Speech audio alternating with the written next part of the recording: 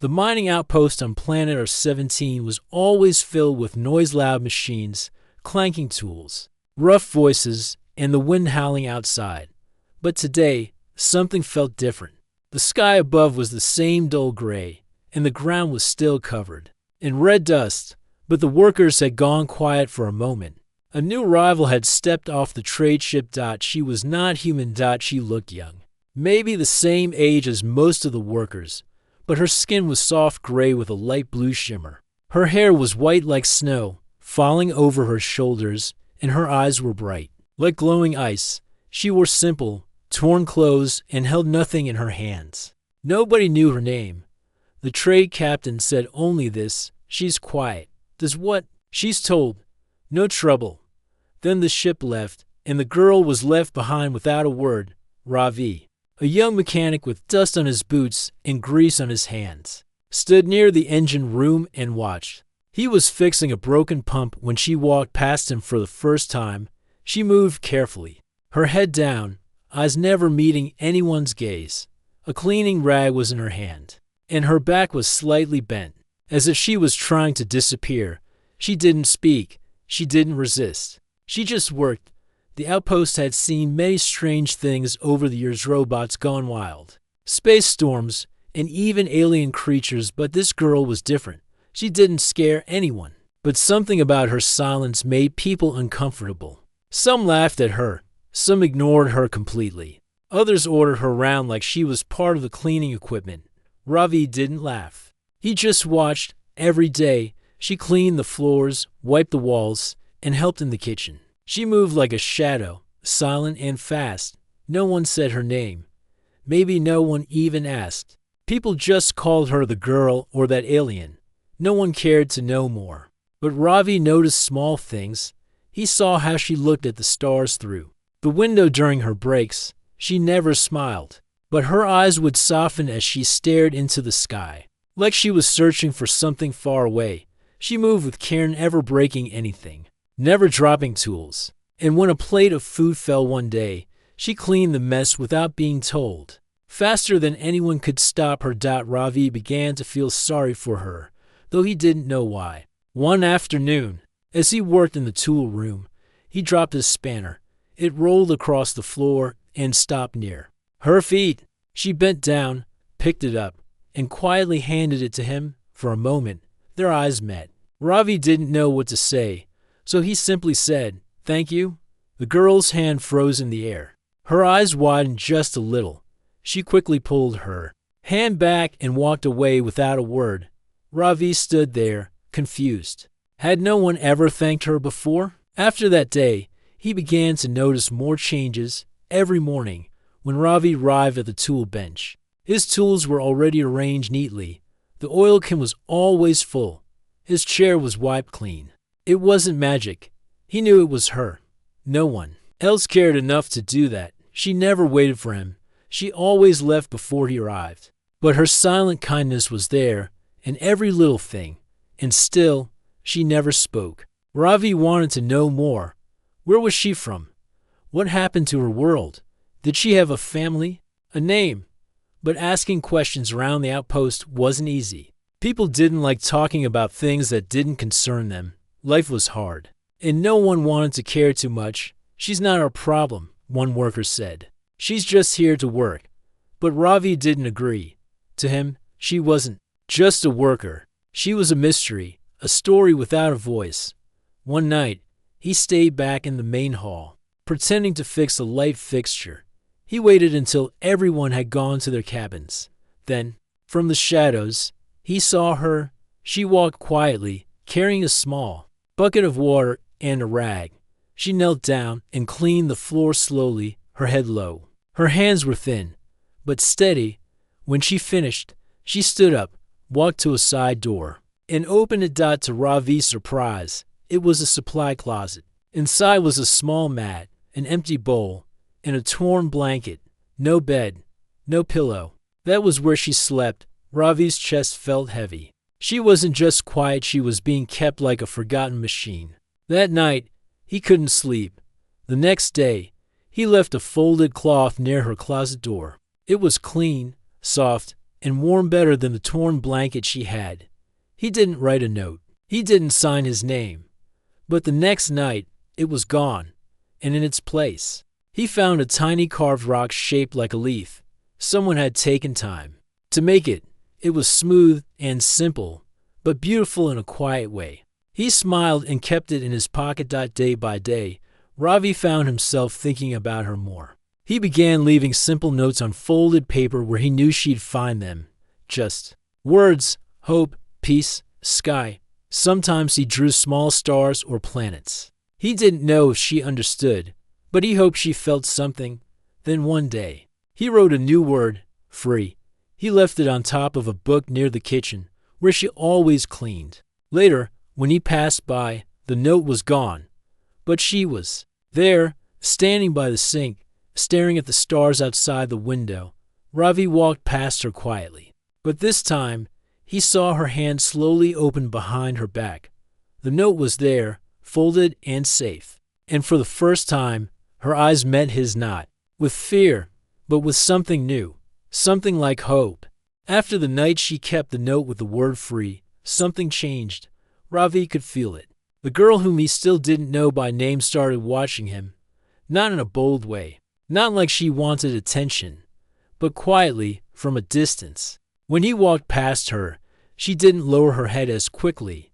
When he dropped the tool, she picked it up faster. When he looked at her, she didn't flinch anymore. It wasn't friendship yet, but it was something, a quiet thread connecting them, like two stars slowly moving toward each other in a vast sky. One morning, Ravi came into the tool shed to find his space cleaner than ever.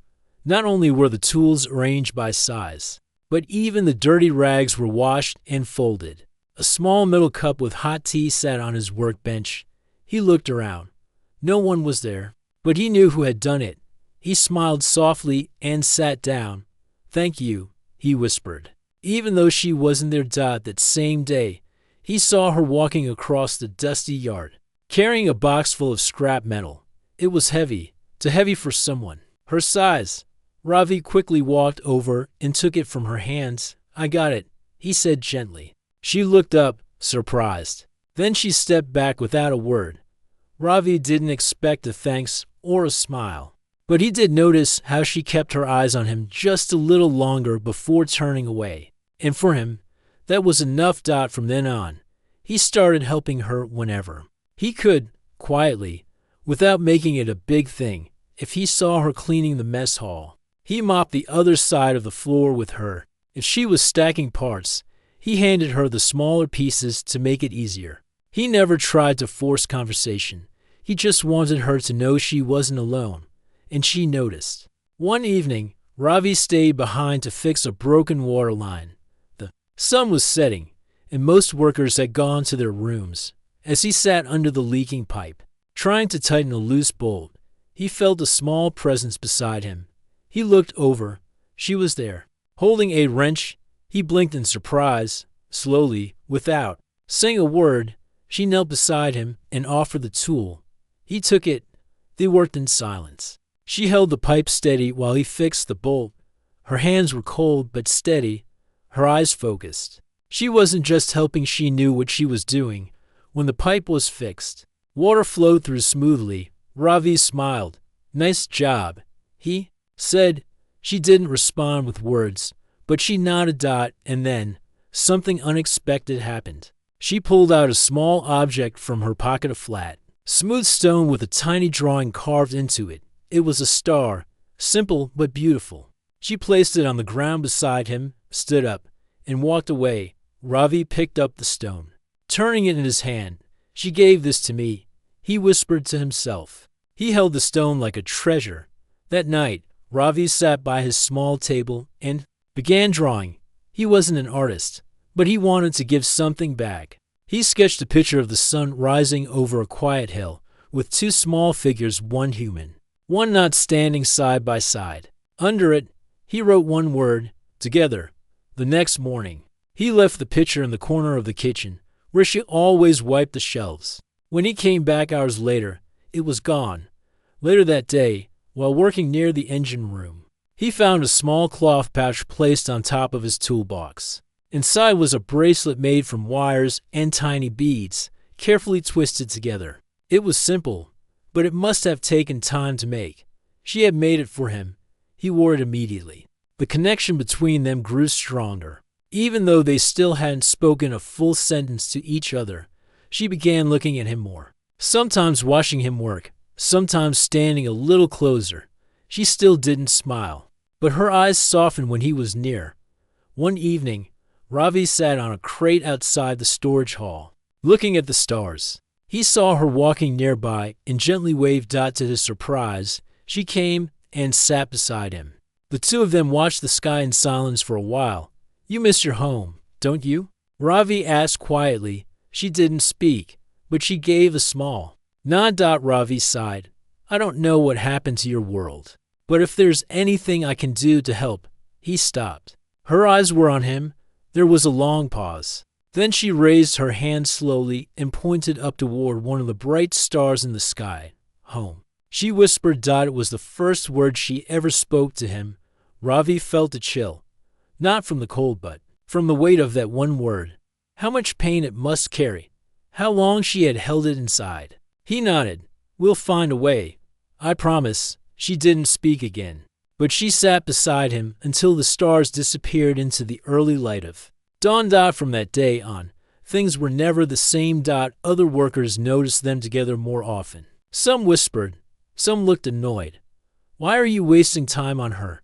someone asked Ravi once. "She's not a thing," Ravi replied firmly. "She's someone." But not everyone liked change. The outpost ran on rules and silence, and Ravi was breaking both. Still, he didn't stop, because for the first time, the alien girl wasn't just cleaning in silence.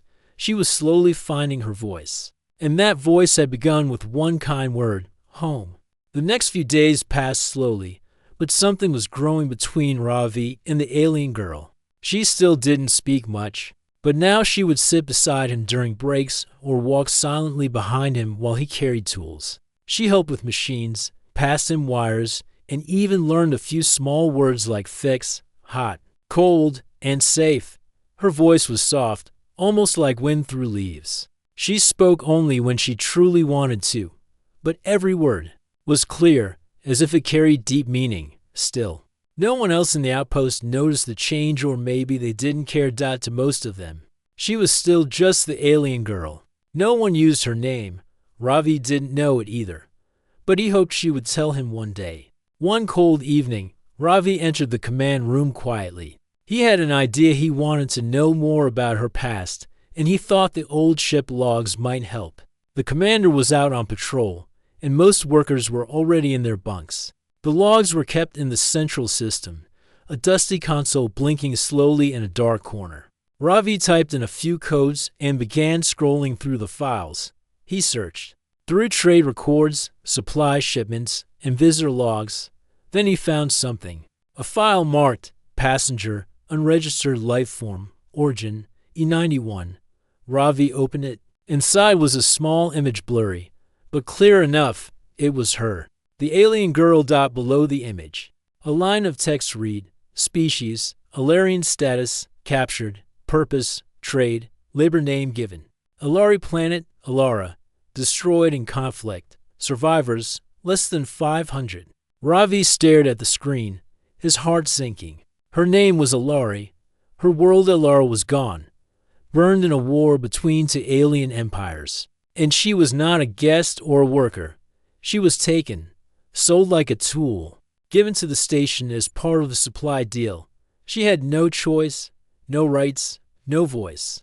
Ravi turned off the screen, feeling cold inside. He walked out quietly, the name Alari echoing in his mind. That night, he sat in his bunk, unable to sleep.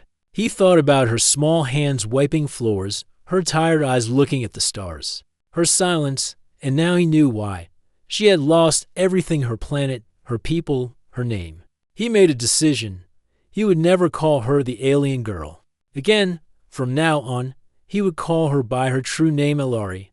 The next morning, Ravi found her near the back wall of the outpost, cleaning old panels. He walked up slowly, carrying a water bottle and a sandwich. She looked at him with her usual quiet expression.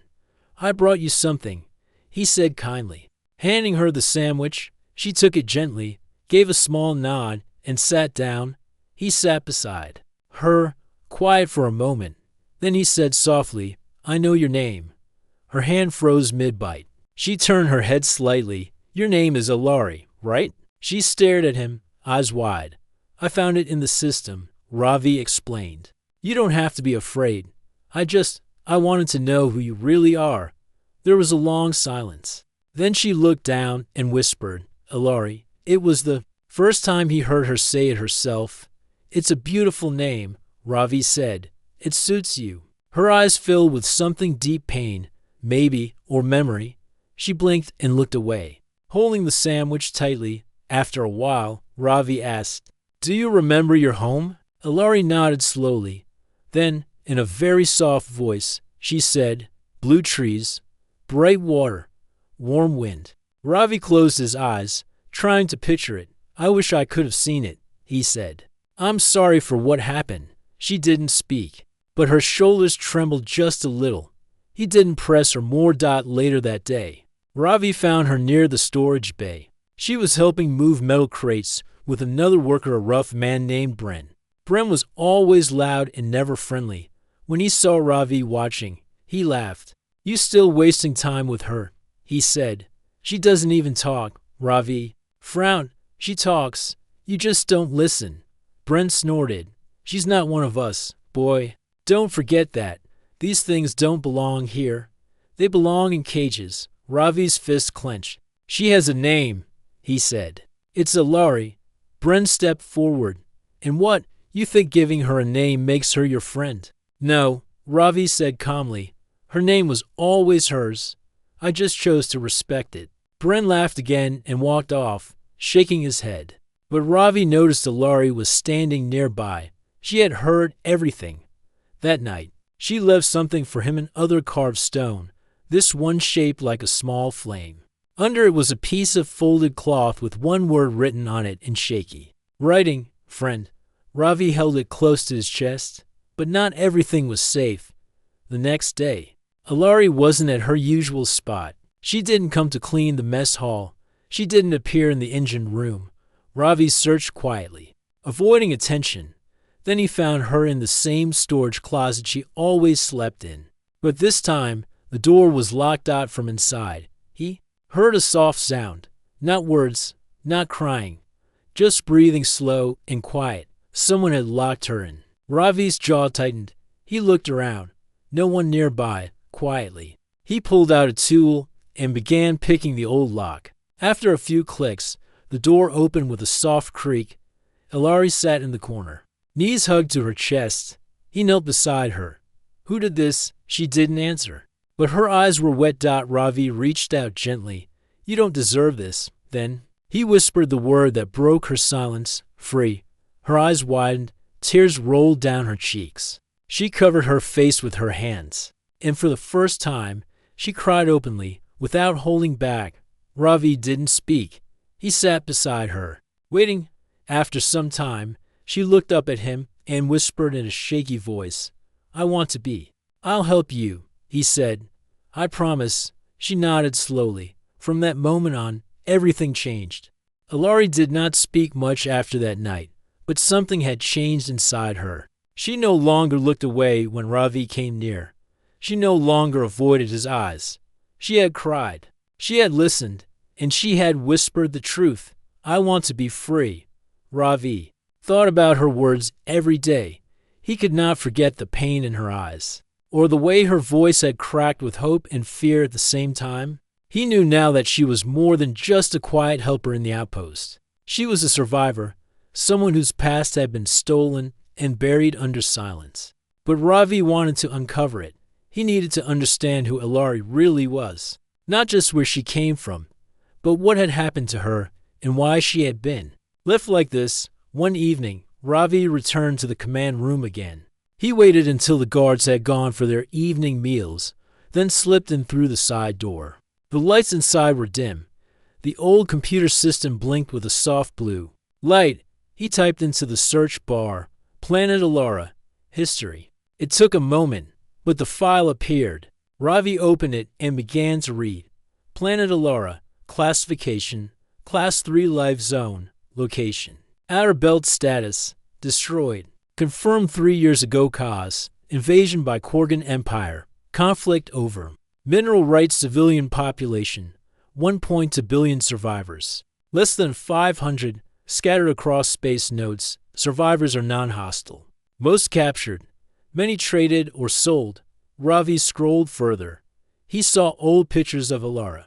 Blue forests, glowing rivers, floating stone cities in the sky. Alari's world had been beautiful, soft and peaceful. He saw images of her people, tall and gentle-looking, with bright eyes and calm faces.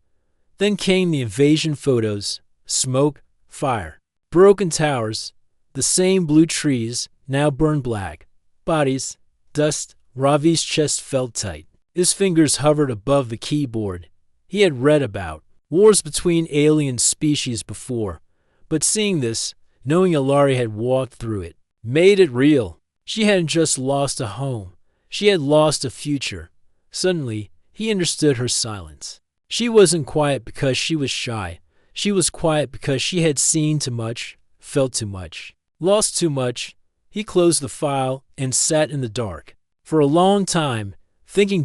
When he finally stood up, he made a decision. He would not let her stay locked in this outpost forever. She didn't belong here. She deserved more than a mop, a rag, and a cold floor in a closet. She deserved a life, maybe even a chance to find others like her. He would help her escape.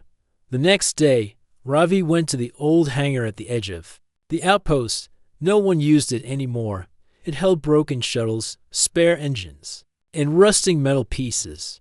But Ravi knew there was one small ship that still worked. It was dusty, missing parts, and slow, but it could fly. He began working on it in secret. Every night, he fixed one small thing: the engine, the fuel tank, the nav screen. He stole spare parts from junk piles and used old tools that no one checked anymore. And every night, he left a small drawing or word for Alari.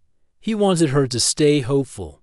Soon, light, far. She never said anything back, but she kept the notes. One evening, Ravi met her outside the storage building. The sun was setting behind the hills of red dust, and the wind was soft. Alari, he said, gently. Do you trust me? She looked at him. Her eyes were calm but serious. Yes, she whispered. He nodded. I'm fixing a ship. It's small, but it can get us out of here. She blinked. I'm not leaving you behind, he said. I'm coming with you. I don't know where we'll go, but I'll stay with you until you're safe. She looked down, then slowly reached into her pocket. She pulled out a folded cloth and gave it to him. When Ravi opened it, he saw a small map, hand-drawn, stars and planets with one circle marked in blue. He looked up at her. This, he asked, others. She whispered, my people, maybe there. Ravi's heart lifted. You had this all along, she nodded. But no ship, no one to trust. You have both now, he said. We'll go there, I promise. For the next 2 weeks, Ravi and Alari worked side by side. She helped fix wires, patch fuel lines, and clean the cockpit. She didn't know every word, but she understood machines. Her hands moved with skill and memory. Ravi wondered if she had once been a builder on her planet. They shared food. They shared silence. They even shared laughter once, when a small cleaning bot chased Ravi around the hangar. After he spilled oil on it, it was the first time he saw her smile, and it was beautiful. But all secrets come with risk. One night, as Ravi and Alari tested the engine lights, a shadow moved near the door. Someone had been watching. Ravi turned fast, but saw no one. Just the empty hull beyond the hangar. His heart sank. Someone knew. They had to move fast. That night, Alari stood by the window, looking at the stars. Ravi walked up beside her. Tomorrow night, he said. We go. No more waiting. She nodded. Then she looked at him, eyes full of emotion. You said my name. Yes, he replied. No one ever did. Not after. Not since she didn't finish. He gently placed a hand on her shoulder. You are Alari. You are not forgotten. Her eyes filled with tears again. But this time, they did not fall. She was stronger now, and she was ready.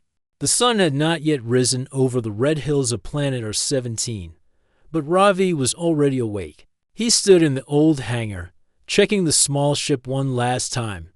The fuel was full. The engine lights were green, and the map was ready. It wasn't a strong ship, not meant for long travel, but it could take them far enough to the system Alari had marked in blue dot to her people dot to hope. Outside, the air was cold. Ravi's hand shook, but not from the chill. He knew this was dangerous. If they were caught, they could be locked away, or worse, Alari could be sent off the station forever. But he couldn't stop now. He had made a promise, and he meant to keep it. Alari arrived just before dawn. She moved quietly, like always. But this time her steps were stronger. She no longer looked like a shadow in the background. Her eyes were clear. Her back was straight. She was ready. Ravi handed her a small bag of supplies, water, dried food, and a soft blanket he had saved for her. She looked at the blanket, then looked at him. No words were needed. She knew it meant care. They stepped inside the ship together. Alari sat in the co-pilot's seat. Her fingers moved over the buttons like she had done it before. Ravi smiled. You've flown before? He asked. She gave a small nod. Long time ago. He powered up the ship. The engines hummed to life. But just as they prepared to lift off, a loud alarm echoed through the outpost. Warning lights flashed red. Ravi's heart sank that someone had found them. Outside the hangar, footsteps rushed through the halls. Voices shouted. Guards moved quickly, holding electric rods and scanners. One of them yelled, "Unauthorized ship launch." Blocked the gate. Alari looked at Ravi. Her eyes wide but steady. We have to go, she said. He nodded. Hold on. Ravi pushed the controls. The ship shook, then began to rise. Dust spun under it as the hangar doors opened slowly. Too slowly, a group of guards entered the hangar, shouting at them to stop. One guard, Bren, raised a heavy tool and threw it toward the ship. It hit the side but bounced off. No damage. Ravi didn't look back. He focused on flying. The ship lifted off the ground, squeezing through the half-open doors. Then they were out, into the pale morning sky. The desert below looked endless. Orange and red dunes stretched for miles. The station became smaller and smaller behind them. Ravi let out a breath he didn't know he was holding. Alari stared out the window, silent. They flew for a long while before either of them spoke. Then Alari turned to him. You stayed. I promised I would, Ravi replied. She looked at him for a moment, then reached into her pocket and pulled out a small cloth. Inside was the carved stone shaped like a star, the first gift she had ever given him. She placed it on the dashboard of the ship. For luck, she whispered. Ravi smiled. I'll take all the luck we can get. As the ship passed into space, the stars opened above them like a great ocean. Ravi entered the coordinates from Alari's map. It wasn't exact, just a symbol she had drawn. But he believed in it. He believed in her. They passed 2 moons and a broken satellite. Then they reached open space. But peace didn't last long. Suddenly, the ship's radar began to beep. Ravi checked the screen. A large object was approaching fast. Another ship. It's a patrol, he said. Probably from the station. Alari leaned over to look. Can we run? I'll try. Ravi pulled the ship hard to the right, speeding toward the nearby asteroid belt. The rocks were dangerous, but they could help them hide. The larger ship followed. Hold on, Ravi shouted. They flew between 2 spinning asteroids, then under a field of dust clouds. The enemy ship was close behind. Let's flash. A warning message appeared on the screen. Stop your engine. Return to station. Ravi ignored it. He pushed forward, sliding between rocks, dodging beams of light. Then, suddenly, silence. The radar stopped beeping. They lost us, Ravi whispered. He turned to Alari. She let out a breath of relief.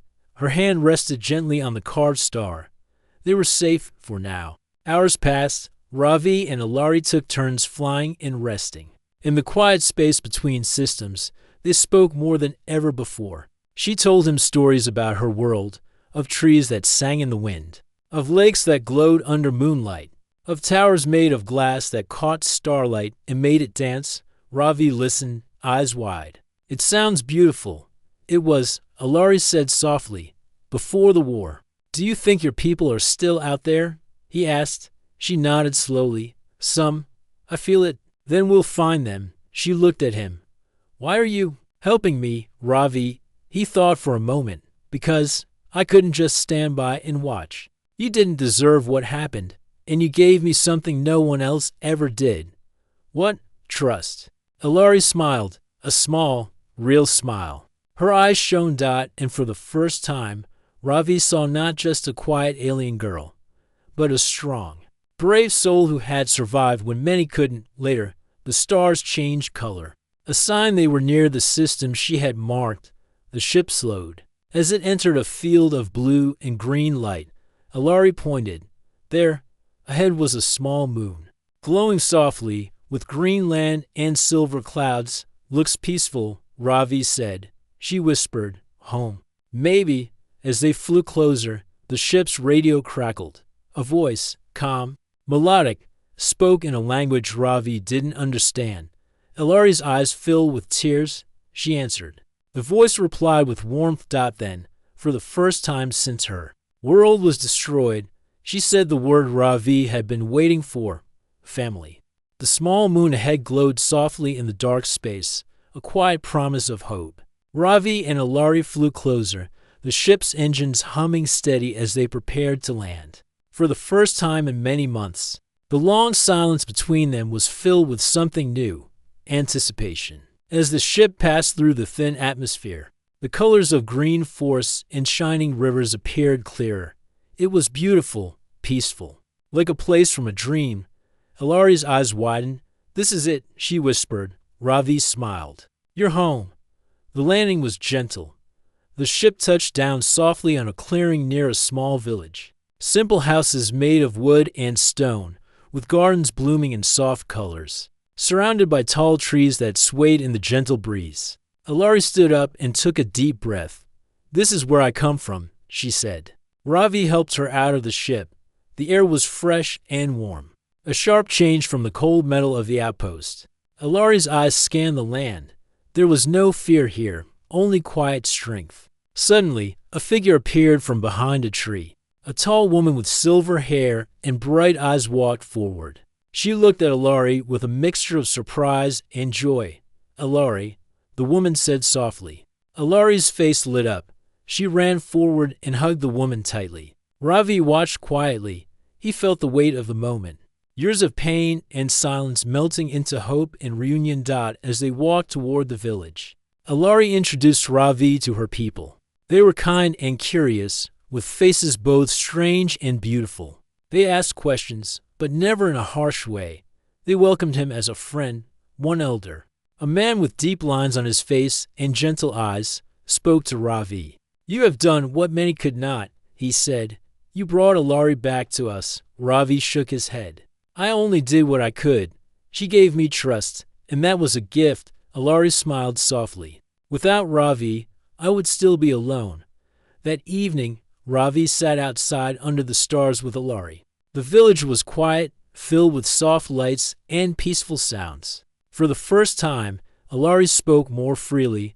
She told stories of her childhood, running through blue forests, singing with birds, and watching the twin moons rise. She spoke of the war that destroyed her world, of the loss and fear, but also of hope that never left her heart. Ravi listened, amazed at her strength. He realized she was not just an alien. She was a survivor, a fighter, and now a leader. But not all was calm. As the night deepened, a soft rumble shook the ground. Alari and Ravi looked up to see a dark shape approaching, a ship much larger than theirs, casting a shadow over the village. Ravi stood quickly. "Enemy patrol. They must have tracked us." The village people gathered, preparing quietly but with steady hands. Alari's eyes shone with determination. "We will protect this place," she said firmly. Ravi nodded. I'm with you. The enemy ship landed at the edge of the village. Soldiers in heavy armor stepped out, weapons ready. Their leader, a tall figure with cold eyes, spoke in a harsh voice. Ilari, you are coming with us. She stepped forward. I am no longer your prisoner. The leader sneered. You belong to the Empire. You will return. Ilari raised her head high. Not this time. A fight began. Ravi and the villagers worked together, using the forest and terrain to their advantage. Ilari moved with grace and strength, leading the defense. She fought not only for herself, but for her people's future. Ravi was amazed by her courage. She was no longer the silent girl who cleaned in the outpost. She was a warrior, fierce, proud, and free. The enemy soldiers were surprised by the resistance. After a long battle, they retreated, leaving the village safe. As calm returned, Ilari turned to Ravi. You gave me one word, she said softly. One word that changed everything. Ravi smiled. Which word? She looked into his eyes and whispered, free. Tears filled her eyes again, but these were tears of joy and relief. Thank you, she said. Ravi felt warmth in his heart. One word had started a journey from silence and pain to freedom and hope. And now, their story was just beginning. The sun rose slowly over the peaceful village on the small moon. Its soft light touched the blue trees and gentle rivers that whispered quietly in the warm breeze. Ilari stood outside her home, looking at the horizon. The stars of yesterday had faded, but the hope they had carried was alive and strong now. Beside her, Ravi smiled quietly. They had both changed. The long journey from the dusty outpost on planet R17 to this place had been hard filled with fear, pain, and silence. But it had brought them here, to freedom, to family, to a new dawn. The village was waking up. Children ran through the fields, laughing and playing beneath the trees. The elders spoke quietly by the riverbank, sharing stories of the past and hopes for the future. Ilari walked through the streets, greeted by smiles and nods. She felt a new kind of warmth, not just from the sun, but from the people around her. She paused beside a small garden, where a group of young villagers tended to bright flowers. One of them handed her a freshly picked blossom. She accepted it with a soft smile. Ravi watched her closely. For so long, she had been quiet, hiding her pain behind silence. Now, she spoke more. She laughed more. Her eyes shone with the light of someone who had found peace.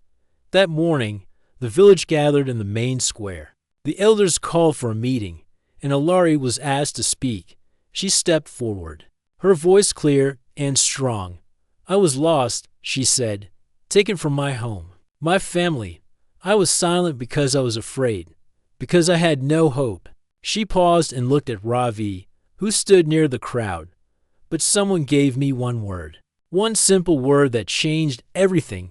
She raised her hand. Free. The crowd listened in silence. Freedom is not just a place, Ilari continued. It is a promise we make to ourselves and to each other. We must protect it for those who are lost and for those who will come after us. The villagers nodded. Some wiped tears from their eyes. After the meeting, Ravi approached Ilari. You have become a leader, he said softly. Stronger than I ever imagined. She smiled. Because I'm not alone. He looked around at the peaceful faces of the people gathered. This is just the beginning. Ravi said, there will be challenges, but we will face them together. Ilari reached out and took his hand. Together, she said, days passed. The village began rebuilding what the war had broken long ago. The blue forest grew stronger. New homes were built. Children learned songs from their elders. The past was not forgotten, but it no longer controlled their lives. Ravi and Ilari worked side by side. Sometimes they repaired machines, other times they explored the fields and hills nearby. One evening, as the twin moons rose in the sky, Ilari told Ravi a story. When I was young, she said, we believed the stars were the eyes of our ancestors watching over us. Ravi smiled. Maybe they are. She looked at the sky, her eyes bright. I think they saw us tonight. But even in this peaceful place, The past was never far. One day, a small ship appeared in the sky. Landing softly near the village, out stepped a messenger from the Korgan. Empire, the very empire that had destroyed Alari's home. He came with words, peace, he said. In a request, the villagers gathered, tense but calm. The messenger spoke of new treaties, promises of respect for the survivors, and a hope to end the long conflict. Alari listened carefully. Then she spoke, her voice firm. We want peace, but it must be real. Ravi stood beside her, proud and ready, together. They would protect this new dawn, for freedom, for hope, and for all who believed in a better future. That night, as the village rested under the stars, Alari and Ravi stood outside, watching the sky. She turned to him, eyes full of gratitude. You gave me one word, she said softly, and it changed my life.